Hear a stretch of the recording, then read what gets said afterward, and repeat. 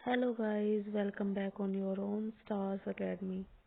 तो गाइस, ये series NCERT की बुक से चली हुई है, जो मैं आज आपके एनसीईआरटी 6th क्लास से 8 चैप्टर पर पहुंच गई हूं।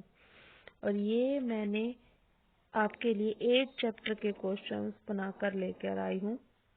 इस सीरीज में मैंने आपको चैप्टर 1 से लेकर 7 चैप्टर के क्वेश्चंस करा चुकी हूँ। और ये एनसीईआरटी के क्वेश्चंस और ये सबके लिए ही उतने ही इम्पोर्टेंट है जितने कि सीटेट के लिए, क्योंकि ये हिस्ट्री, पॉलिटिकल, ये जनरल पेपर में आ जाते हैं, चाहे वो केबी हो चाहे ईएमआरएस हो, सब में ही आते हैं। तो हम आज के क्वेश्चन स्टार्ट करते हैं। निम्नलिखित कथनों पर विचार कीजिए। भारतीय उपमहाद्वीप में लोहे का प्रयोग लगभग 3000 वर्ष पूर्व हुआ था। तो गाइस, लगभग 3000 वर्ष पूर्व हुआ था। इसका ये मतलब है कि इसमें से 2000 ईयर्स हम माइनस कर देंगे, जो कि क्योंकि हमारा प्रेजेंट टाइम 2000 ईयर्स से चला रखा है इन्होंने, आर्कियोलॉजिस्ट ने, तो इसीलिए ये हो गया 1000 BC, बिफोर क्राइस्ट। ओके, तो 1000 ईयर्स एगो ही लोहे का आविष्कार हो गया था। ये बात बिल्कुल सही है। और महापाषाण काल में, मतलब मेगालिथिक पीरियड में, हमें लोहे के औजार, आयरन टूल्स मिले हैं हमें लार्ज नंबर्स में। तो ये बात भी बिल्कुल सही है। तो इसका आंसर हो जाएगा गाइस बोथ ऑफ दीज, ये both of those, both of them. Okay, तो पर हम अगर ये कहें कि 3000 वर्ष पूर्व तो लोहे का आविष्कार हुआ, बट अगर 500 साल और चलते चलते आगे आगे चलते चलते 2500 साल पहले लोहे का यूज किस में होने लगा था गाइस? कृषि में होने लगा था। कृषि में प्लफ मिले हैं हमें, हल मिले हैं हमें आर्कियोलॉजिस्ट को 250 साल पहले। मैंने आपको बताया था कि महाजनपद काल में कृषि में लोहे के औजारों का यूज होने लग गया था, जिससे कि कृषि के अंदर बहुत ज्यादा बढ़ोतरी हुई थी। तो गाइस, इसका आंसर बोथ हो गए। आगे चलते हैं। तमिल क्षेत्र में बड़े भूस्वामियों को क्या कहा जाता था? तो गाइस, तमिल मतलब तमिल हो गया हमारा साउथ का पार्ट। तो क्या कहा जाता था बड़े भूस्वामियों को? उनवार, वेलाल, मुवेन वेलन, कड़ाइसियार। क्या कहा जाता था गाइस? कहा जाता था वेलाल। वेलाल का मतलब ही होता है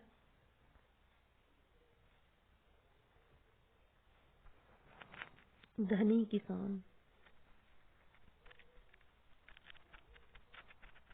धनी किसान, ओके। और कड़ाइसियार का मीनिंग होता है ऐसे किसान जो खेत पर मजदूरी के लिए जाते हो, खेत मजदूर जिनके पास अपनी खुद की जमीन ना हो, खेत मजदूर। और ये हो गया। उनवार होता है साधारण हलवाहे। ये हलवाहे वो नहीं है जो हलवाई है आजकल। हलवाहे मतलब जिनके पास खुद का हल होता था, वो लोग, वो किसान। और मुवेंद वेलन ऐसे किसान जो 3 मुखियाओं को, चेर, चोल और पांडे, इन तीनों राज्यों के मुखियाओं को कर देते थे। मुखियाओं को कर देते थे, ठीक है। वो होते थे मुवेंद वेलन, मुवेंद वेलन।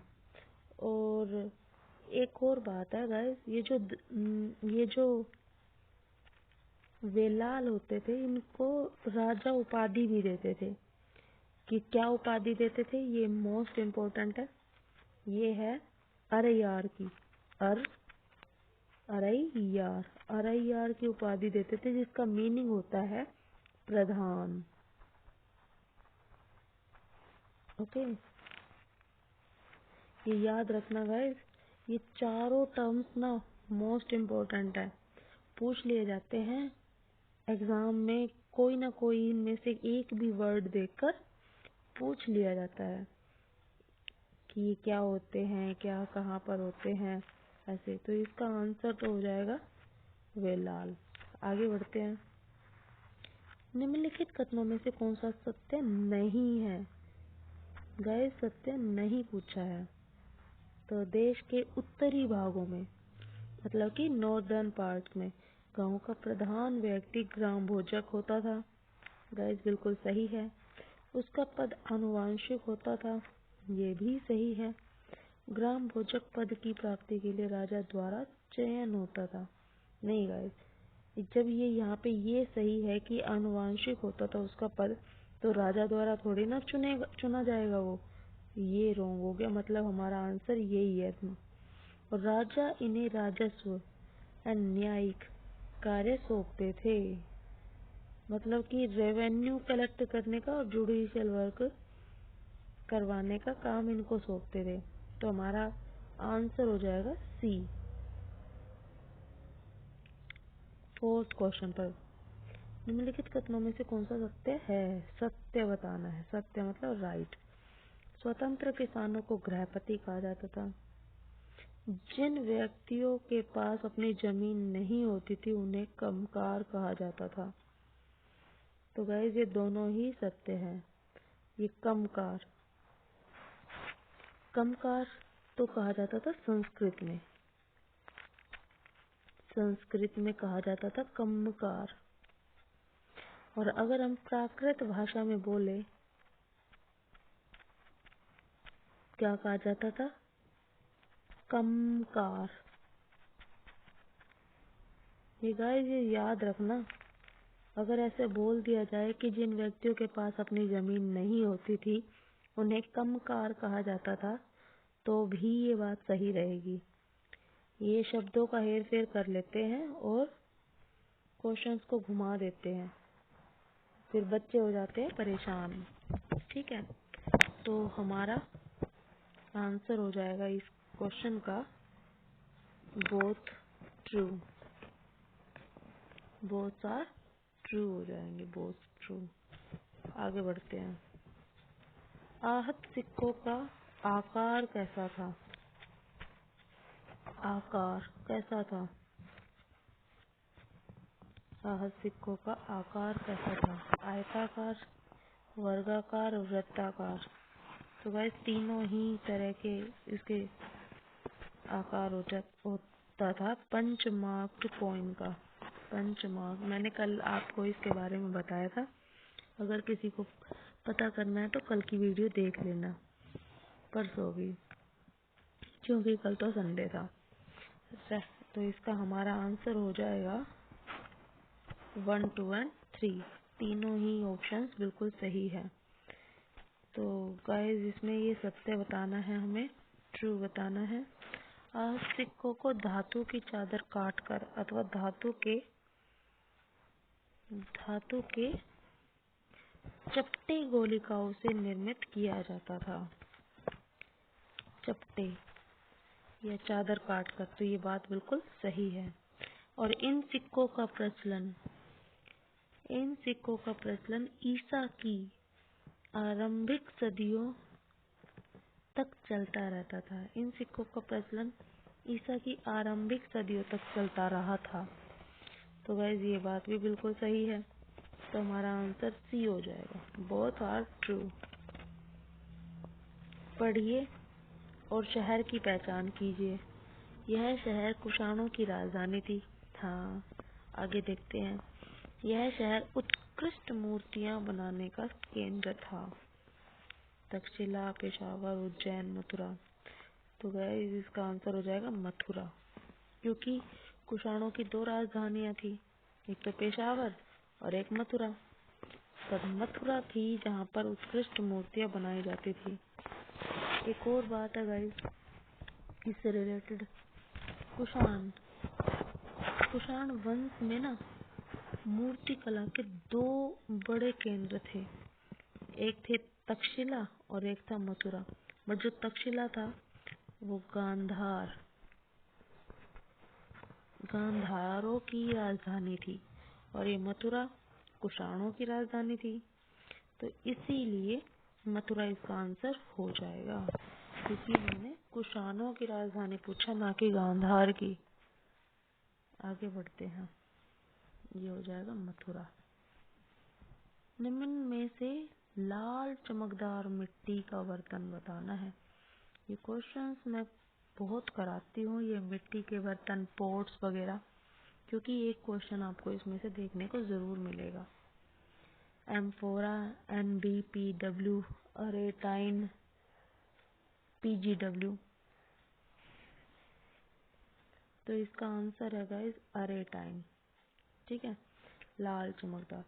और ये एम्फोरा जो होता है वो जैसे कि ये बर्तन हो गया कोई, तो दोनों तरफ जिस पे हत्थे लगे रहते हैं ना, वो होता है एम्फोरा। ये वाइन भरने के काम आता है और दोनों तरफ हत्थे होते हैं। इसकी पहचान अगर क्वेश्चन आ जाए कि ऐसा बर्तन जिसमें दोनों तरफ हत्थे हो, तो वो होता है एम्फोरा। और ये कहाँ बनाया जाता था गाइस? रोम में। रोम के साथ हमारे व्यापार होते थे। और ये PGW, ये बता चुकी थी मैं कल कि PGW पेंटेड ग्रेवेयर। ओके, कल की क्लास देख लेना। अगर उनके अभिलेख अभी भी हमसे ऐसी भाषा में बात करते हैं जिसे हम समझ सकते हैं और हम अभी भी उनसे कुछ सीख सकते हैं। ये किसने कहा था? अशोक के शिलालेखों के बारे में किसने कहा था? जवाहरलाल नेहरू, महात्मा गांधी, तिलक, गोखले। तो गाइस ये कहा था जवाहरलाल नेहरू जी ने कहा था हमें अशोक के शिलालेखों के बारे में। ओके, आगे बढ़ते हैं। मौर्य वंश को प्रतिस्थापित करने वाला राज्य, मतलब कि मौर्य वंश को किसने समाप्त किया? कौन मौर्य वंश के बाद में कौन सा वंश आया था? तो गाइस शक आया था, शुंग आया था, कण्व या हिंद यूनानी? नो गाइस, ये आया था शुंग डायनेस्टी आई थी। आप सबको पता है कि मौर्य वंश का एक लास्ट का राजा था बृहदत्त। बृहदत्त था, जिसको किसने मारा था? उसके ही सेनापति पुष्यमित्र शुंग ने मारा था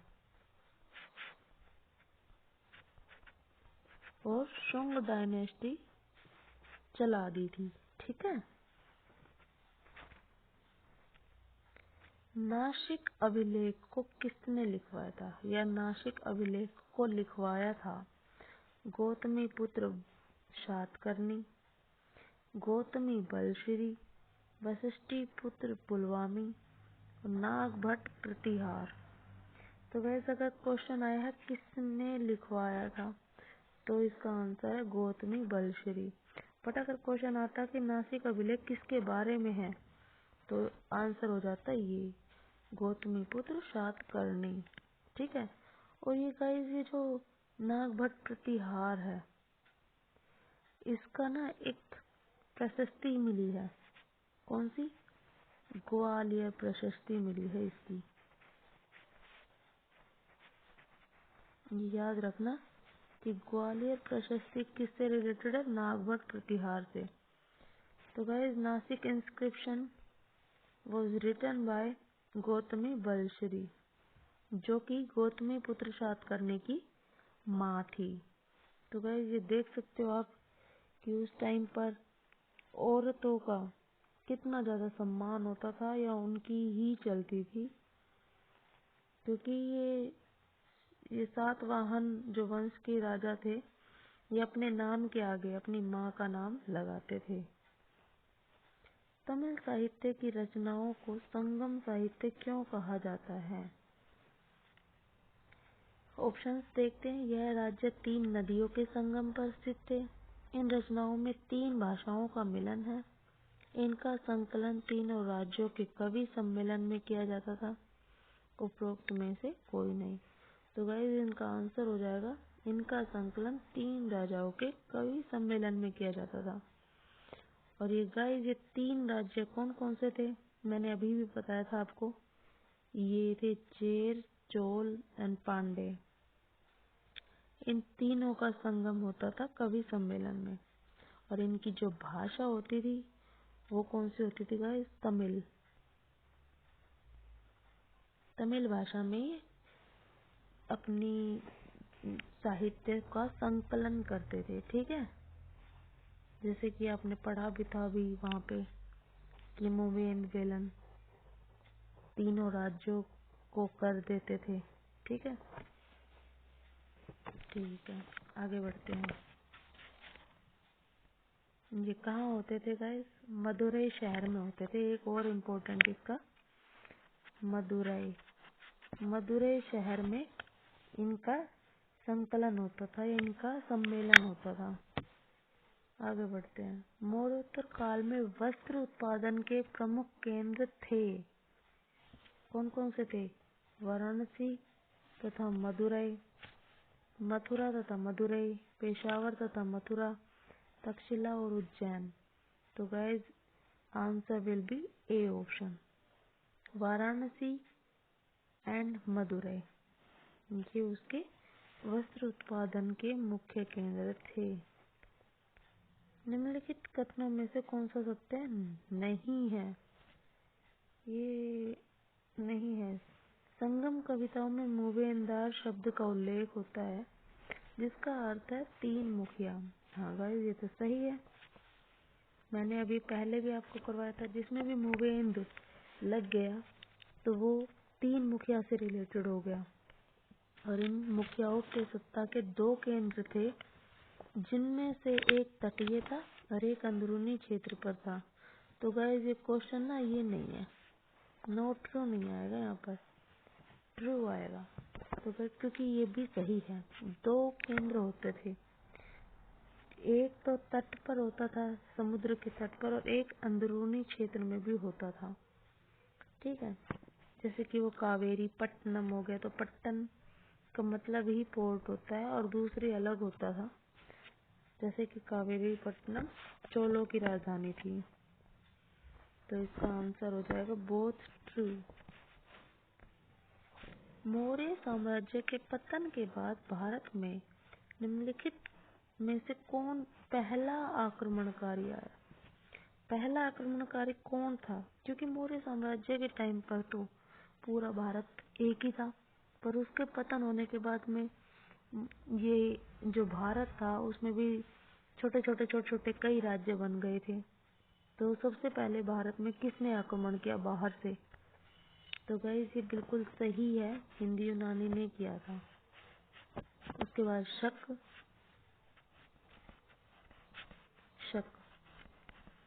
पार्थियन, कुषाण, ऐसे ही ये सीक्वेंस में ही आएंगे यहाँ पर आक्रमण करने। और कुषाण की तो बहुत बड़ी ये डायनेस्टी ही बन जाएगी। कुषाण तो यहाँ पर राज करेंगे बहुत सालों तक, यहीं के बस जाएंगे, यहीं के हो जाएंगे कुषाण तो। और पार्थियन को पहलव भी बोलते हैं।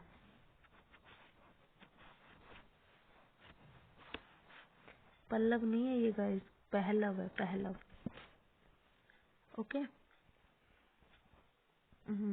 तो गाइस ये यहाँ से ना 9th चैप्टर हमारा शुरू हो गया। अब तक तो थे 8th चैप्टर के क्वेश्चंस, अब ये यहाँ से ना 9th चैप्टर के क्वेश्चन शुरू हो गए हैं, 9th चैप्टर के।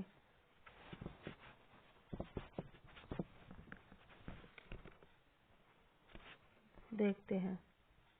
प्रयाग प्रशस्ति का संबंध किस शासक से है, चंद्रगुप्त मौर्य, अशोक, समुद्रगुप्त, चंद्रगुप्त, विक्रमादित्य। है तो गाइस ये अशोक के शिलालेख, अशोक की प्रशस्ति, बट इसके अंदर ना समुद्रगुप्त ने भी काम करवा रखा है। तो इसीलिए हम इसको प्रयाग प्रशस्ति को समुद्रगुप्त की प्रयाग प्रशस्ति के नाम से जानते हैं। ठीक है, ये किसने लिखी थी? हरिसेन ने। हरिसेन ने लिखी थी। इसके बारे में देखो गाइस, मैं कुछ बातें भी लेकर आई हूँ। Name given to Allahabad pillar, मतलब कि इलाहाबाद पिलर भी है इसका नाम एक दूसरा, क्योंकि ये इलाहाबाद में था, फिर इसको अकबर ले आया था Delhi. It has 4 different inscription, ये 4 अलग अलग भाषाओं में है। अशोका इंस्क्रिप्शन इन ब्राह्मी स्क्रिप्ट, अशोक का जो इंस्क्रिप्शन है वो कौन सी लिपि में था, कौन से स्क्रिप्ट में था? ब्राह्मी में था। एंड कोई elect addict chronicling charitable donation undertaken by Ashoka's wife Queen कारुवाकी। तो जो अशोक की वाइफ थी कारुवाकी, उसने भी इसके ऊपर अपनी कुछ बातें लिखवा रखी है अपने राजा की, अशोक की, कि अशोक डोनेशन देता था, जमीनों का दान करता था, ऐसे ऐसे उसने बातें लिखवा रखी है। नंबर 3 पे समुद्रगुप्त का इंस्क्रिप्शन मिलता है, लेख मिलता है, और ये किसने लिखा था? हरिसेन ने लिखा था। कौन सी लैंग्वेज में लिखा था? संस्कृत लैंग्वेज में। कौन सी लिपि में लिखा था? तो ब्राह्मी लिपि में।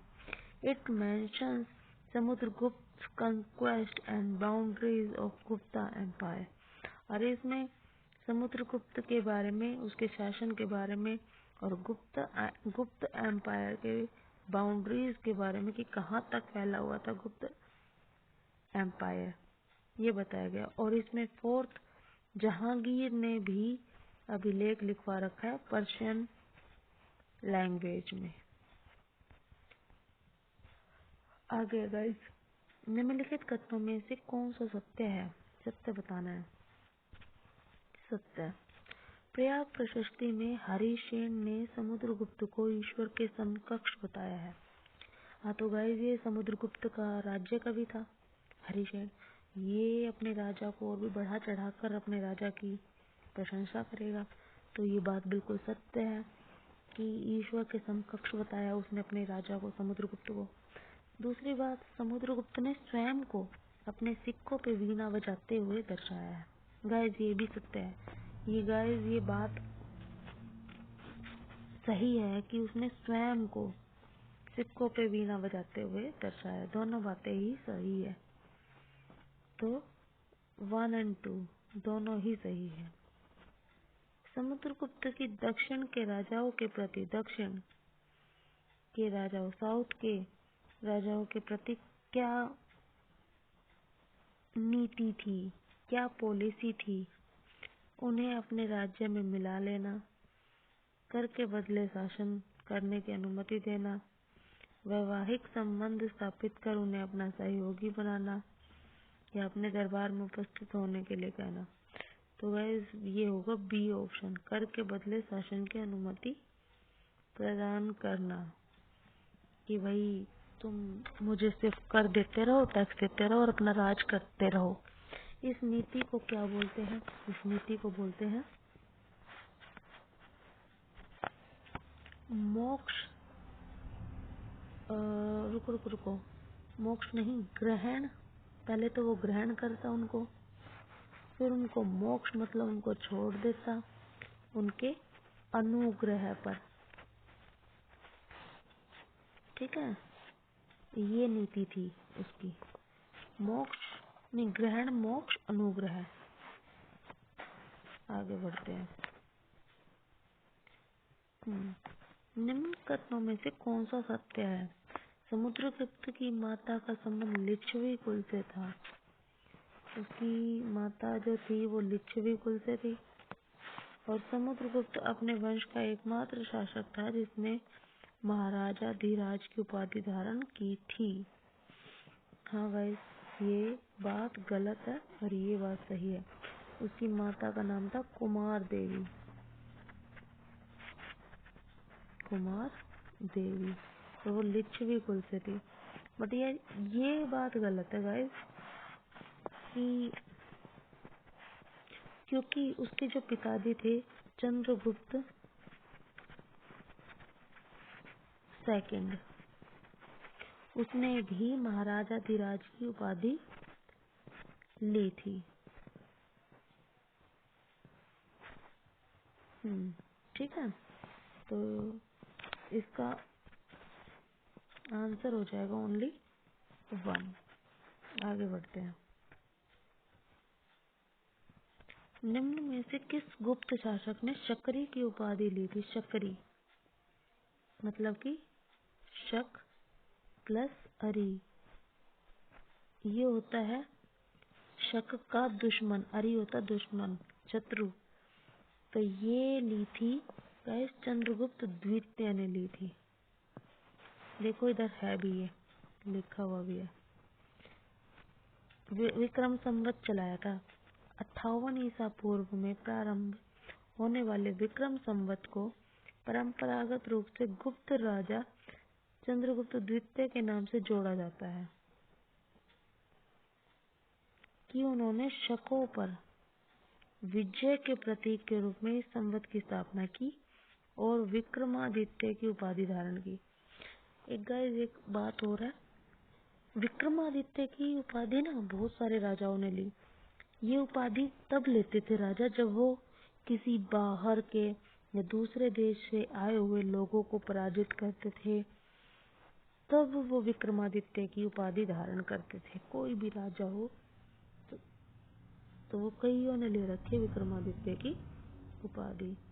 तो इसका आंसर हमारा हो जाएगा सी, चंद्रगुप्त सेकंड। निम्नलिखित कथनों में से कौन सा सत्य है? हर्ष के दरबारी कवि बाण भट्ट ने प्राकृत भाषा में हर्ष की जीवनी हर्षचरित की रचना की। हर्ष अपने पिता के सबसे बड़े बेटे थे, इसी कारण उसे उत्तराधिकार में राजगद्दी प्राप्त हुई थी। ये गाइस प्राकृत भाषा में नहीं थी।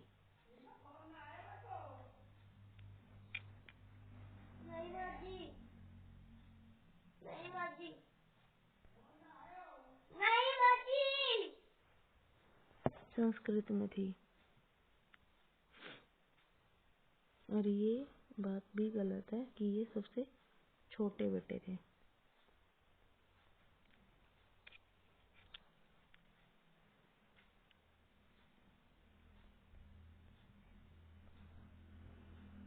आंसर हो जाएगा नन।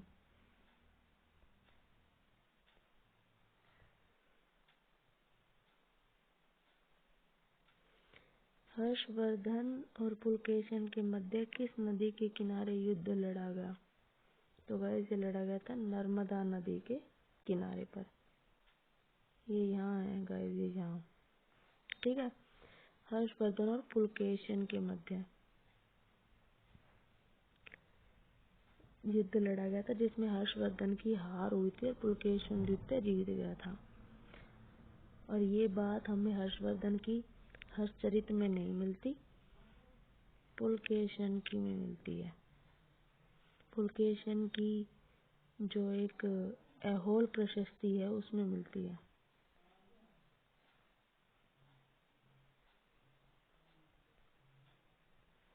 मेरी किसने लिखी थी? ये लिखी थी रवि कीर्ति ने।